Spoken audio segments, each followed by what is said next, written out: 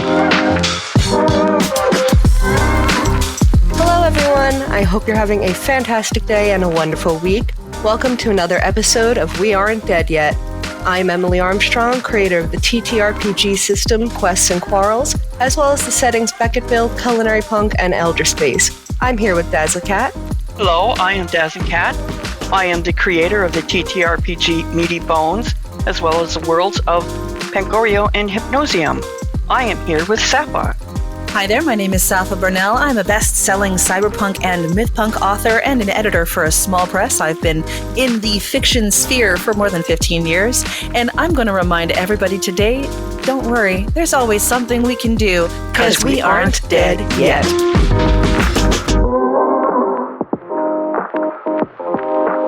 So, exciting news for most gamers, those who are into Borderlands. If you haven't seen, at this point, it was last week, they dropped the official trailer for the new Borderlands movie, and I don't know about you, but I am excited. It looks so good. Oh my god, and Jack Black is doing Claptrap! Yeah, I've seen a lot of people who are like, oh, it's just Jack Black doing his regular voice. I don't know. I don't think that's all that bad of a thing. I don't need to hear the shrill claptrap. I'm fine with Jack Black claptrap.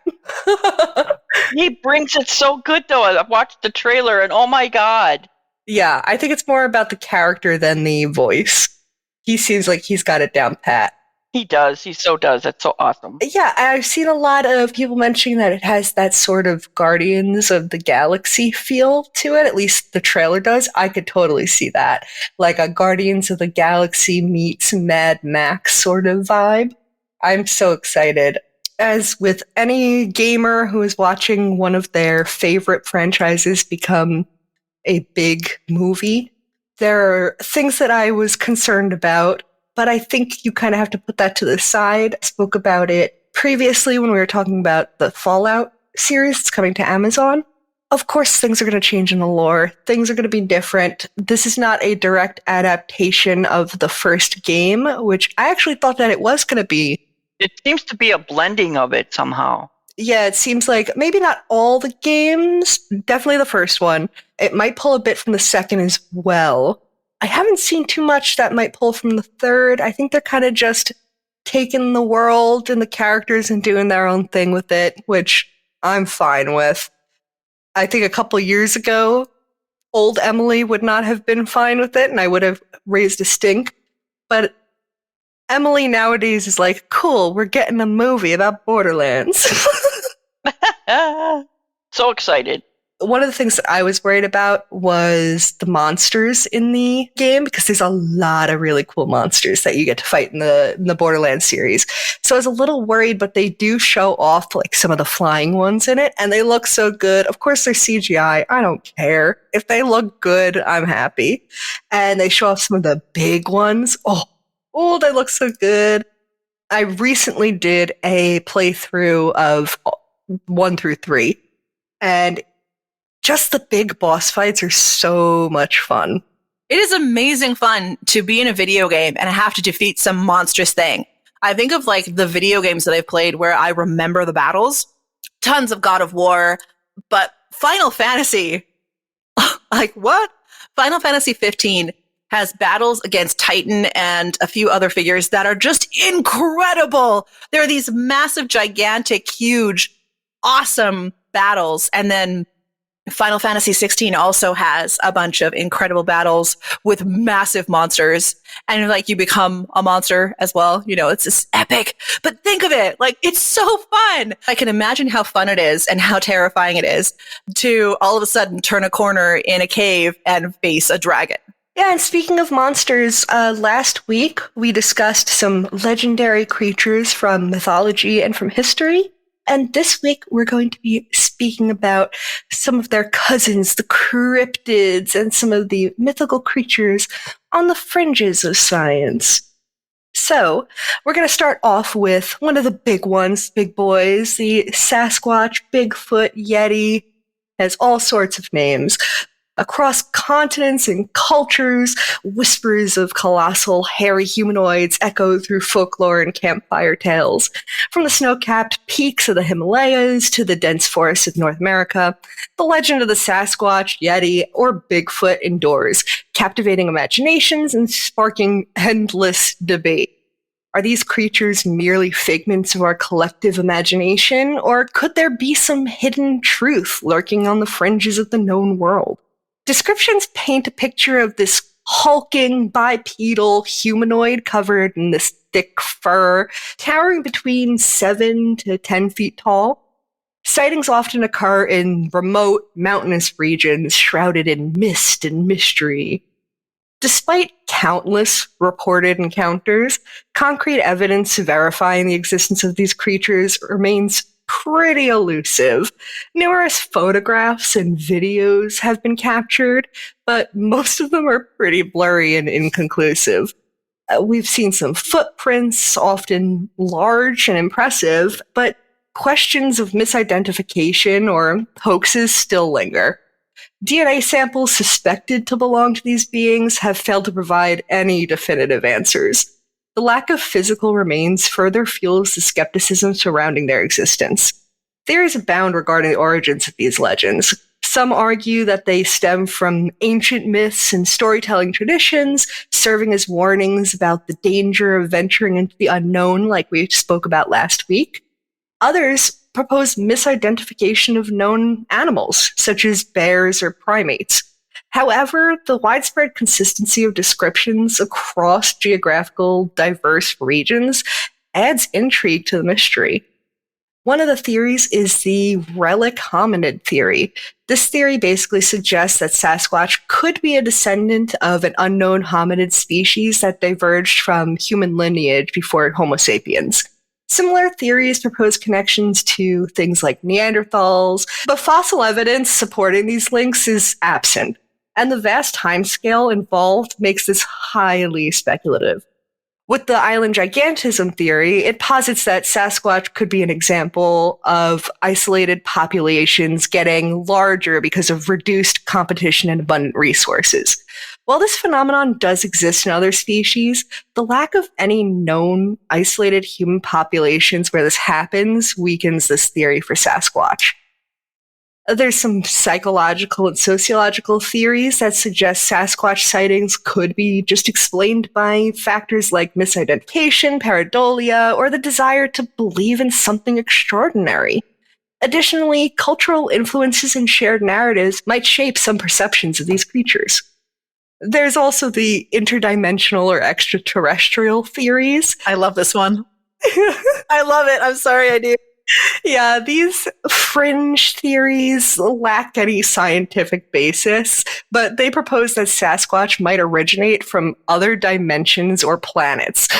While captivating, they sort of fall outside the realm of credible scientific explanation. I don't know, but I love the idea that the Sasquatch are the pilots for the Greys. I love the idea that Chewbacca is a real thing. Star Wars original trilogy was non-fiction. And of course, we have the adaptable known species theory. This speculative idea suggests that it's some sort of known animal, like a bear or a primate, that possesses some unknown adaptation that allows them to reach larger sizes.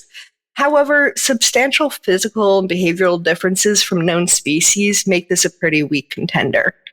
Ultimately, the lack of concrete evidence makes pinpointing Sasquatch's origin challenging. While these theories offer different possibilities, they remain entirely unproven and definitely require further research and discovery. Now we dive into the murky depths of Loch Ness in Scotland, where the legend of Nessie has captivated minds for centuries. Historical accounts describe monstrous serpents, and sonar readings have occasionally captured intriguing blips. I just imagine this. They're sitting in there looking at their fish finders, and suddenly this big blip comes along. That can be pretty spooky. Boop, boop, boop, boop, boop, boop. Definitive proof remains elusive.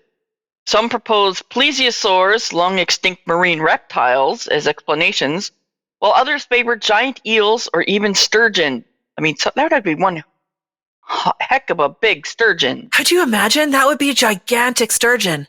They get very, very big. Oh, yeah. Like, if anything, I could believe that it was a sturgeon. I could totally believe that. I mean, I know my father-in-law would tell stories of back in the day going sturgeon hunting. And it's not fishing, it's hunting. Like, you're hunting a beast. It's not fishing. Yeah. It's a huge fish. I won't mention my times I went sturgeon fishing. It was an event, I'll tell you that. Oh, I believe it. Could you imagine if you're going for like trout or something and then you got caught a sturgeon? I mean, how quickly would your line break? But like, imagine not knowing what that sturgeon ever existed, and you're just trying to catch fish, and then all of a sudden that appears. That's terrifying. Of course, that's going to be like, you're going to think that's some kind of mythical creature. And if you ever look at a sturgeon, it freaking looks like a monster. There's actually a lot of sea creatures that people believe are probably, or were likely, sturgeon because they get so big. well, yeah, too. And if you don't know what it is, like, we know so little about the ocean that it totally makes sense to me that at various times there were things that we would now consider like looking like sea monsters. And then you have things like sturgeon and arapaima and different fish that are just colossal. You're like, yeah, I could see it. I could see how people would be like, that's a monster. Let's go. You know. But this is a lake. It's not supposed to be full of like sea monsters. Oh no, sturgeon are a freshwater monster. Yeah, and this is something we'll talk about in a few minutes when we get to some of the creatures that were believed to be mythological and then were later actually discovered to be real. Getting back to Nessie, we can't abandon Nessie forever. Despite the lack of concrete evidence, Nessie's legend thrives, generating significant tourism revenue and cultural influence. It serves as a reminder of the economic and social impact of mythical creatures, even when their existence remains unproven. This brings us to the Canadian Nessie, otherwise known as Ogopogo. Ogopogo is from my neck of the woods here in British Columbia. Deep in the fjord lake Okanagan swims Ogopogo. Similar to Nessie, the indigenous Sequapem and Silix First Nations kept a story of the spirit under the waters, who used its tail to whip up storms on the massive lake. And now, storms on the Lake Okanagan are vicious. They are, like, for one thing, Lake Okanagan is huge. It's big, it's long, it's narrow, and it curves. And the lake is over 140 kilometers long. I could see the parallel between a spirit of the waters and the serendipity of the weather coming down the valley from the Arctic North, and then the heat coming up from the northern tip of the Sonoran Desert, which ends in nearby Osoyoos. That kind of canyon system that we have going in through Lake Okanagan and then down past Kelowna and down into the Osoyoos area and the Similkameen, it goes directly to a channel of that meta desert in North America that starts the Sonora and goes all the way up into Canada. So it's incredible. Like, you have that meeting place of Arctic and desert air. The storms can be vicious. They're amazing. Get off your boat. You know, I remember being on Lake Okanagan in the middle of a storm. It's not something that you want to go through. You know, you get to dock pretty quickly. So you can see kind of that aspect of where Ogopogo came from. And then, of course, there are the sightings of Ogopogo. And, there's, something in the water. We get the same thing. Maybe it is a form of aquatic dinosaur that just has happened to survive that long, or that there is some form of creature that inhabits the subterranean cave system underneath Rattlesnake Island in the southern tip of Lake Okanagan. And then in the 1910s, folklorists recorded a song on vinyl about Ogopogo. And today, Ogopogo is a key and beloved part of Okanagan tourism. You can get your picture taken with an Ogopogo statue right in Kelowna, which is wine country in Canada. It is a place I personally love. It's dear to my heart. We love Ogopogo. I do want to acknowledge that, similar to Sasquatch, there are lots of lake monsters similar to Nessie and Ogopogo around the world under all different names, like Champ or Bessie in the US, or the Lariasauro in Italy. You know what? That's just telling me that there were plesiosaurs. There were some form of aquatic dinosaur within human history. They've survived long enough. There's a couple of creatures on this list that I'm like, they probably weren't around recently, but at some point somebody probably saw that in that lake, and maybe it wasn't as big, maybe it was a little tiny shrimpo one or whatever, and they blew it up to be scared. Who knows? Yeah, I tend to believe that if a lot of folkloric sources from a lot of different places on the planet say that something existed, the likelihood is it probably did. Just because we have no evidence for it doesn't mean that it didn't exist. Depending on where that thing died, you get this all the time when you're watching archaeological information from England and stuff. The soil is so acidic that bones just disintegrate over time. And so, well, prove that people were there. Well, they've got some rocks and other things to prove that people were there, but the actual bones, they're probably gone. So it could be something as simple as that. It's not assured that you're going to find some form of skeletal record. Yep. After a while. Especially if they're already on the way out. There's not many of them left. And depending on where they died and how they died, whether or not they were covered for fossilization, they might not have been. And then those bones would just degrade. So we don't have any information. It's like, try to prove that certain buildings in Scandinavia existed 1,000 years ago. Good luck, because we built them out of wood. Because wood is what we had. Wood ends up disintegrating over time. As opposed to a place in the desert, everything's built out of stone and sand. Well, stone and sand, stone is going to last longer than wood, especially when it's hot and dry. So obviously, you're going to have longer evidence of things in places that are hot and dry, as opposed to cold and humid. And a lake. Cold and in the middle of a lake. Yeah. Good luck. Go searching the sediment for the bones of Ogopogo. Some of the lakes that they're in, they can't even get to the bottom of now. Yeah, I could totally see something being dead down there that we don't know about and we can't get to it, and it's gone now. We'll never see it. Moving on, next we have the Mothman, a winged creature with glowing red eyes associated with the infamous Point Pleasant collapse in West Virginia. Reported sightings in the 1960s described a humanoid figure with large moth-like wings and piercing red eyes. Witnesses recounted eerie encounters, some even claiming premonitions prior to the Point Pleasant Bridge collapse itself. While skeptical explanations suggest misidentified birds or psychological factors, the Mothman's legend persists today. Theories range from interdimensional beings to government experiments gone wrong, highlighting the Mothman's ability to tap into our fascination with the unexplained. Its connection to a real-world tragedy adds another layer of complexity, sort of blurring those lines between myth and potential reality.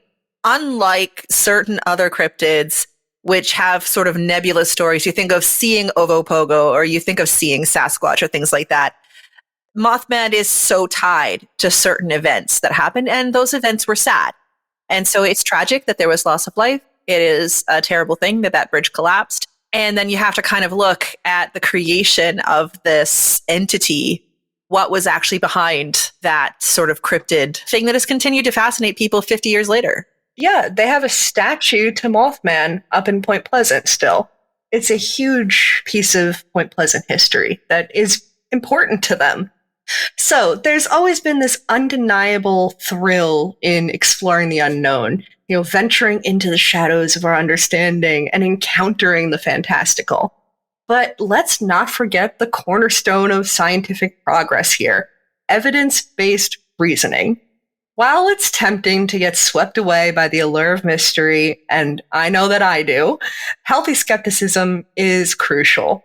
Extraordinary claims demand extraordinary evidence. So the creatures that we'll be talking about in this next section are creatures that were once thought to be fictional, but later were discovered to actually be real living creatures that we're living with. To start off, we have the giant squid. Ancient sailors used to whisper of monstrous tentacles rising from the deep, with stories woven into myths of the kraken. Early encounters spoke of colossal creatures attacking ships, their form shrouded in fear and wonder.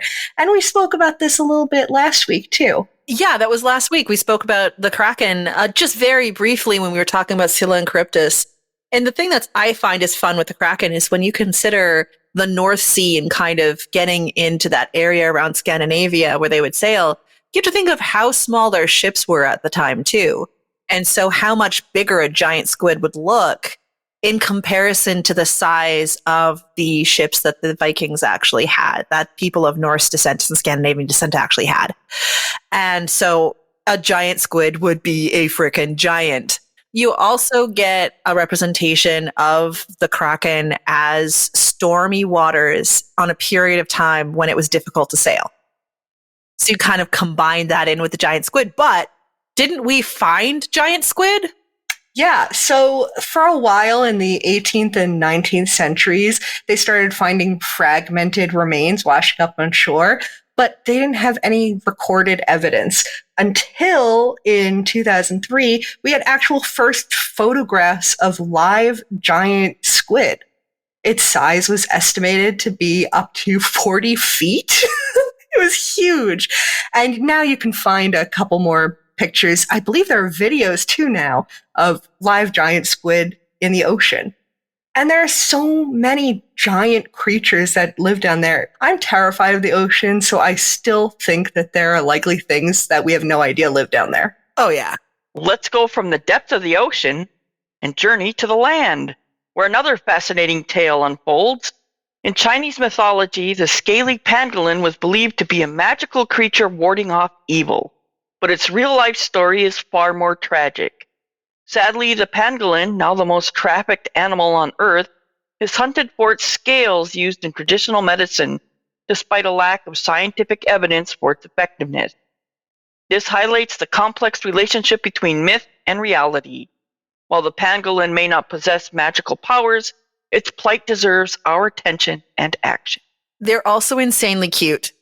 They're adorable. They are! Oh my god! Can I just say, they are adorable. Save the pangolins. Yes. I play Planet Zoo. I always have pangolins. I love them. They're adorable and they're little babies. And actually, speaking of Planet Zoo, another animal that I always make sure to put in because they're so cute, I love them so much, are the okapi. Hailing from Central Africa, the okapi are described as a zebra-like creature with a long neck. So it seemed a bit like a figment of the imagination.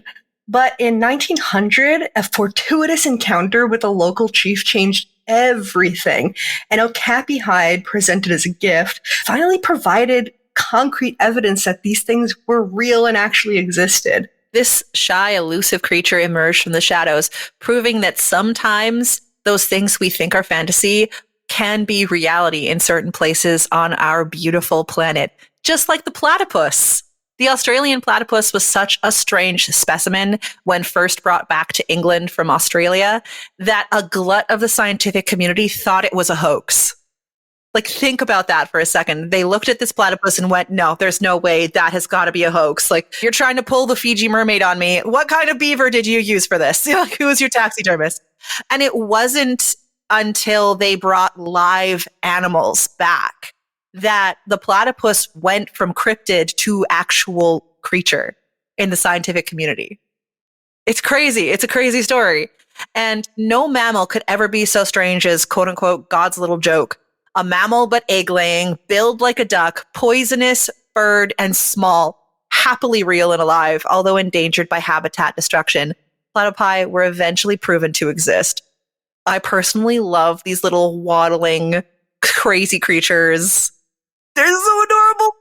If you've never watched a platypus while it's in the water eat from somebody's hand, go on YouTube and look it up right now. You're welcome. It's just the cutest thing. It's just like little clacky jaw, little and like they're venomous. Yeah, they're a venomous mammal. Like, good grief! No wonder they called it God's little joke. So if platypi were found, like if the platypus was found to be a real creature, then maybe there is more evidence for cryptids like the ones we have coming up next.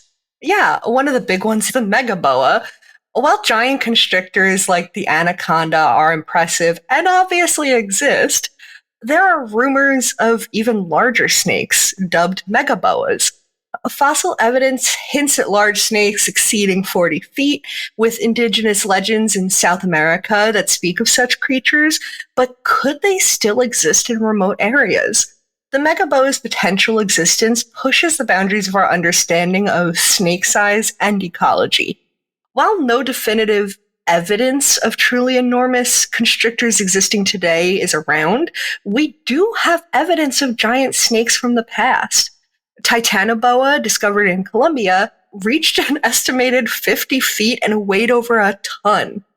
Other fossil finds, like Wanambi from Australia, hint at giant constrictors existing globally in diverse ecosystems. This suggests that there's definitely a possibility of similar yet undiscovered species surviving in remote areas. Hopefully they have enough to eat. And the source of all human terror of snakes. I mean, there's a reason it's one of the biggest fears of mankind. Yeah, it really is. And, and it appears in mythology in so many different cultures across the planet. Just the idea of the snake, the serpent, whether winged or not winged, it's something that we'll definitely be able to look at in another episode. Shifting gears, we head to Australia, where the thylacine, also known as a Tasmanian tiger, was declared extinct in 1936. Yet whispers of its survival persist. Blurry photographs and possible scat samples ignite debate, with some even claiming recent sightings. While the scientific community remains cautious, the thylacine's case demonstrates the complexities of extinction pronouncements. Could undiscovered populations exist in remote areas? The debate reflects our desires to preserve biodiversity and the lingering hope that some lost creatures might still roam the earth. And shifting a little further north, we're in the jungles of Sumatra, where there are descriptions of a bipedal ape-like creature called the orang pendek, but scientific confirmation remains elusive. This is often considered another version of Sasquatch or Bigfoot. Blurry photos and footprint casts tantalize, but dense vegetation and challenging terrain really hamper any sort of research. The orang pendek's case highlights the crucial role of habitat conservation in uncovering these kind of mysteries. Protecting these fragile ecosystems might not only safeguard known species, but also reveal hidden wonders waiting to be discovered.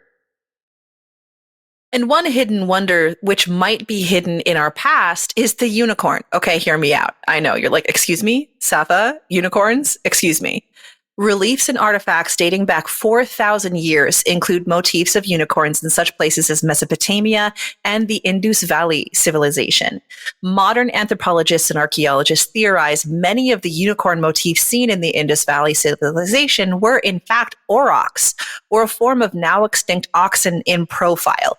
Aurochs have two horns that are big and straight, but when viewed in profile, it looks like a single unicorn horn. In Europe, a host of traders through history sold unicorn horns procured from their travels. Many turned out to be narwhal teeth. If you've ever seen a narwhal, which is an aquatic creature, they have one tooth that grows out of their head like a giant unicorn spike. So a lot of the times when you had private collections in Europe of a unicorn horn, it was actually a narwhal tooth. And then what about them thick unicorns? You mean rhinoceri?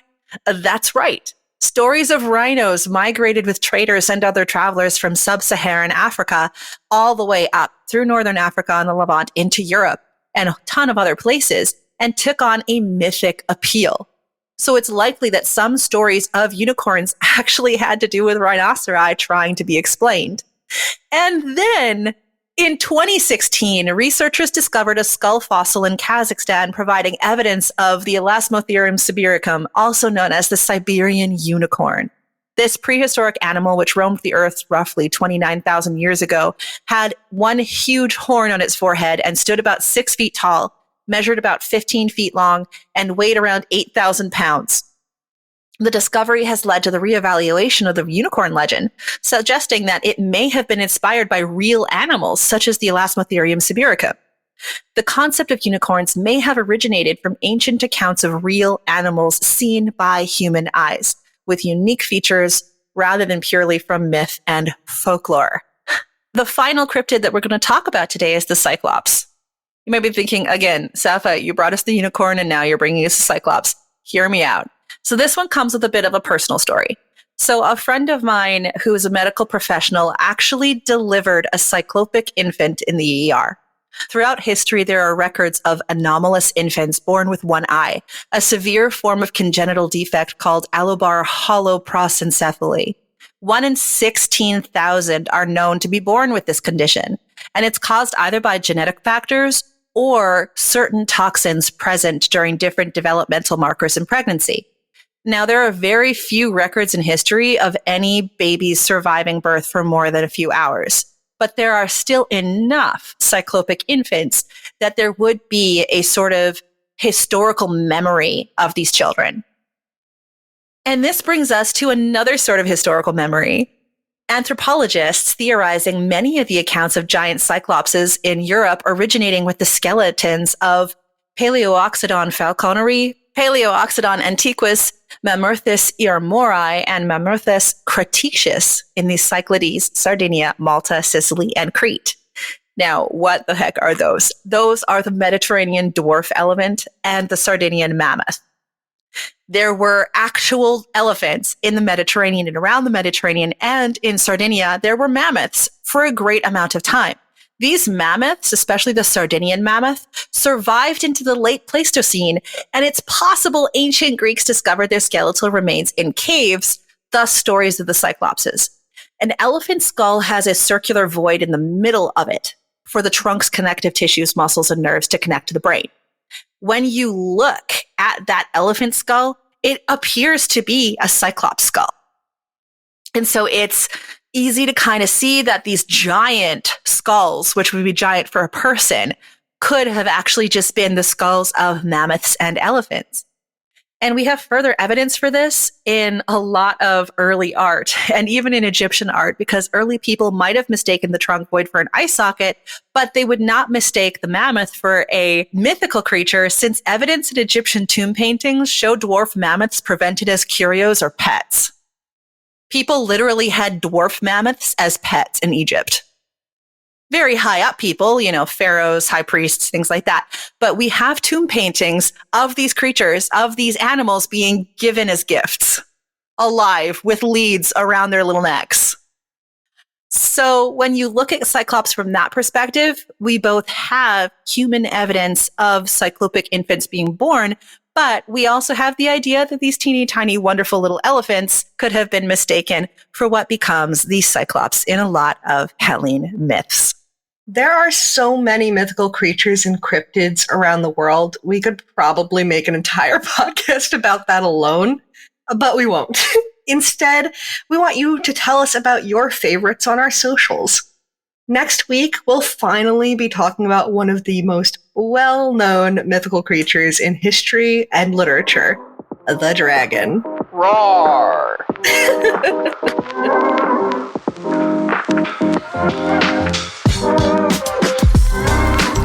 And with that, all you rebels, writers, and gamers, we're wrapping up another mind-bending episode of We Aren't Dead Yet, your go-to for all things TTRPG and speculative. Stay wild, curious, and keep defying the ordinary. Until next time, hit up WADY at vraedamedia.ca/WADY. That's VRAEYDAMEDIA.ca/WADY. Like and subscribe, share with your friends, check out our merch store. We'll see you next week for more news, views, and hullabaloos. So keep the fires burning, the dice rolling, and the pages turning. And remember, there's always something we can do, because we aren't dead yet.